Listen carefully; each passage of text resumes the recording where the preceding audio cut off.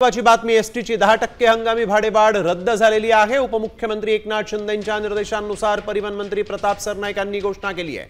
कालच त्यांनी 10% हंगामी भाडेवाढीची घोषणा केली होती आणि आज ही भाडेवाढ जी आहे ती रद्द करण्यात आलेली आहे। उपमुख्यमंत्री एकनाथ शिंदे यांनी भाडेवाढ रद्द करा अशा सूचना दिल्या आणि त्यानंतर आता प्रताप सरनाईक यांनी ही भाडेवाढ रद्द केल्याचं सांगितलेलं आहे।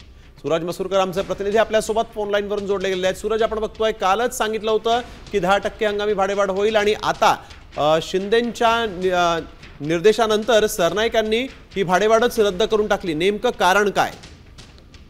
निश्चितप्रमाणे खरं तर ही खूप दिलासादायक बातमी म्हणावं लागेल, कारण ऐन दिवाळीमध्ये एसटी महामंडळाकडून 10% भाडेवाढीचा निर्णय जो आहे तो करण्यात आला होता। 15 ऑक्टोबर ते 5 नोव्हेंबर पर्यंत ही भाडेवाढ जी होती ती लागू होती। मात्र त्यानंतर कुठेतरी महामंडळ असेल किंवा मग जे प्रवासी आहेत त्यांच्यामध्ये कुठेतरी नाराजी व्यक्त झाली होती आणि त्यानंतर कुठेतरी एकनाथ शिंदे यांच्या निर्देशानुसार आज परिवहन मंत्री प्रताप सरनाईक यांनी ही जी भाडेवाढ केली होती ती रद्द करण्यात आलेली आहे। वातानुकूलित शिवनेरी आणि शिवाई बसेस सोडता इतर ज्या एसटी होत्या त्या एसटी बसेसला 10% भाडेवाढ लागू होती आणि पाहायला गेलं तर त्या एसटी बसेसमधून जे सर्वसामान्य नागरिक आहेत ते प्रवास करतात, त्यामुळे कुठेतरी एक निगेटिव्ह इम्पॅक्ट पडू शकतो। त्यामुळे ही जी भाडेवाढ आहे ती रद्द केलेली आहे। प्रताप सरनाईक यांनी आज घोषणा केलेली आहे।